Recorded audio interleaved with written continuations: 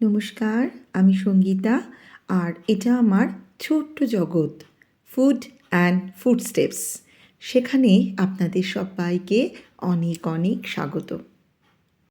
এখানে রান্নার টক ঝাল মিষ্টির সাথে মিশে যায় পাহাড়ের হাওয়া, সমুদ্রের লবণ আর গলির চায়ের ধোঁয়া। খাবার এখানে শুধুমাত্র খাবার থাকে না, হয়ে যায় একটা গল্প। ঠান্ডা আর অলসতা কাটিয়ে কম্বলের মধ্যে থেকে বেরিয়ে চলুন ঘুরে আসি রান্নাঘর থেকে। খুব সহজে একটু লোভনীয় সুস্বাদু খাবার বানাতে কার না ভালো লাগে? তাই মুম্বাইয়ের বিখ্যাত পাওভাজিকে নিজের মতো করে বানিয়ে ফেললাম নিজেরই রান্নাঘরে। যতটা পারি সহজ করার চেষ্টা করেছি, শুধুমাত্র আমার জন্য নয়, আপনাদের কথা ভেবেও। ইনগ্রেডিয়েন্টস বা উপকরণগুলির নাম আমি ডেসক্রিপশন বক্সে দিয়ে দিলাম, আপনারা একটু প্লিজ দেখে নেবেন। এই শীতকালে বাজার থেকে তো নানা রকম সবজি বাড়িতে আসে, তাই বাড়িতে থাকা সবজি দিয়েই আপনি এটা বানিয়ে নিতে পারেন। বাড়িতে যে সমস্ত সবজি ছিল প্রায় সবকটাই আমি এখানে নিয়ে নিয়েছি। আর একটা কথা বলে রাখি, এখানে যে বাঁধাকপি আর ফুলকপি নিয়েছি সেটা আমি মিনিট 15 মতো গরম জলে ভিজিয়ে রেখেছিলাম, তারপর জল থেকে তুলে নিয়েছি। আপনি চাইলে এর মধ্যে লাউ, পেঁপে, বিনস সেগুলো দিতে পারেন। ভয় নেই, বাড়ির বাচ্চারা বা যারা এসব খায় না তারা কিন্তু খাবার সময় একবারও টের পাবে না যে আপনি এর মধ্যে কী কী ভেজিটেবলস দিয়েছেন। এই রান্নার মধ্যে দিয়ে আপনি বাড়ির বাচ্চাদের, এমনকি বাড়ির বড় যারা বিভিন্ন শাকসবজি খেতে চায় না, তাদেরও কিন্তু আপনি অনেক সহজে অনেক রকম ভেজিটেবলস একসাথে খাইয়ে দিতে পারবেন। আমার চ্যানেলের নতুন বন্ধুদের কাছে আমার একান্ত অনুরোধ, আপনারা প্লিজ আমার চ্যানেলটিকে সাবস্ক্রাইব করে পাশের বেল আইকনটাকে প্রেস করে নোটিফিকেশানটাকে অল করে দেবেন। তাহলে আমার চ্যানেলে পোস্ট করা ভিডিওর নোটিফিকেশান আপনাদের কাছে সবার আগে পৌঁছে যাবে।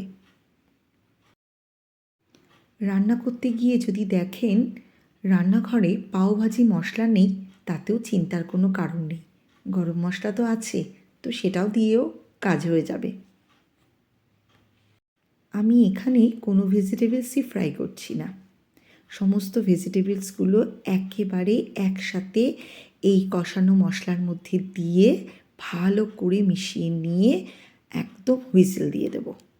আর এখানে আমি বিটরুটটা দিয়েছি, এক তো হেলদি কারণে, আর দ্বিতীয়ত এটার কালারের জন্য। আপনারা চাইলে এতে পেঁয়াজ আর রসুন নাও দিতে পারেন, তাতেও কিন্তু খেতে খারাপ হবে না। এখানে কিন্তু অবশ্যই গরম জল ব্যবহার করবেন। আমি 3 বাটির মতন গরম জল দিয়েছি, তবে বাটি ভর্তি নয় কিন্তু। জলটা কম বেশি ডিপেন্ড করছে আপনারা কতটা সবজি দিচ্ছেন তার উপরে। জল যেন কোনোভাবেই সবজির থেকে ওপরে না ওঠে, সবজিগুলো যেন জলের মধ্যেই ভালো করে মিশে যায়, কিন্তু জল সবজি ছাড়িয়ে যেন ওপরে না ওঠে, তাহলে কিন্তু আপনাদের পরে অনেকটা এই জল শুকোতে টাইম লেগে যাবে। রান্নার একটা ছোট্ট টিপস আপনাদের জন্য দিয়ে দিচ্ছি। কোনো সময় রান্না করতে গেলে ঠান্ডা জল ব্যবহার করবেন না, হালকা গরম জল দিয়ে দেবেন, তাহলে রান্নার টেস্ট কিন্তু অনেক বেড়ে যায়। মানে বুঝলেন না তো? কষানোর পর যখন যে জলটা দেবেন সেটা যেন অবশ্যই হালকা গরম জল হয় বা গরম জল হয়। সবজিগুলো কিন্তু একদম নরম হয়ে গেছে। তারপর এরকম একটা ম্যাশার দিয়ে ভালো করে সবজিগুলোকে গলিয়ে দিতে হবে। যদি এই রকম কোনো ম্যাশার না থাকে তাহলে ডালের কাঁটা আছে না, সেইগুলো দিও। এবার আপনার ইচ্ছা অনুযায়ী বাটার দিয়ে দিন, কম বেশি যেটা আপনার ভালো লাগে। বাটারের মধ্যে ধনেপাতাটা দিলে এত সুন্দর একটা স্মেল বেরোয়, আহা! রান্না করার সময় আমি একটা অদ্ভুত স্মেল পেয়েছি, কি বলবো। সেই স্মেল তো আর আপনারা পাবেন না? হ্যাঁ, পাবেন যদি আপনারা এটা বানিয়ে নেন। এটা বানিয়ে কিন্তু আমাকে কমেন্ট করে জানাবেন কেমন লাগলো রেসিপিটা, কেমন খেতে লাগলো আপনাদের। প্রেশার কুকারে ঢাকনা খোলার পর আমি মিডিয়াম ফ্লেমে একটু গ্যাসের মধ্যে এটাকে একটু ফুটিয়ে নিচ্ছি। যে বাড়তি একটু জল রয়েছে সেটা শুকিয়ে নিচ্ছি। ওই জন্যই প্রথমে বলেছিলাম জল যদি বেশি হয় তাহলে কিন্তু সেই জল শুকোতে অনেকটা সময় লেগে যাবে। নামানোর আগে অবশ্যই কিন্তু লবণটা একটু চেখে নেবেন। যদি লাগে তাহলে লবণ এখানে অ্যাড করে দেবেন।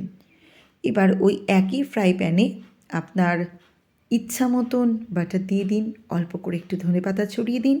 আর এই রকম ব্রেডগুলো যে দোকানে পাওয়া যায় না, আমি এগুলো কিনে মাঝখান থেকে ভাগ করে নিয়েছি। ব্যাস, ব্রেডগুলোর এপিট ওপিট ভালো করে আপনি একটু সেঁকে নেবেন। সার্ভ করার আগে অবশ্যই একটু পাতিলেবুর রস পাওভাজির মধ্যে দিয়ে দেবেন। আর চাইলে পাশে পেঁয়াজ কুচিও দিয়ে দিতে পারেন। ব্রেকফাস্ট অথবা ডিনারেও আপনি এটা খেতে পারেন। তাহলে আমার আজকের রেসিপি কেমন লাগলো অবশ্যই কমেন্ট করে জানাবেন। আর সবাই ভালো থাকবেন।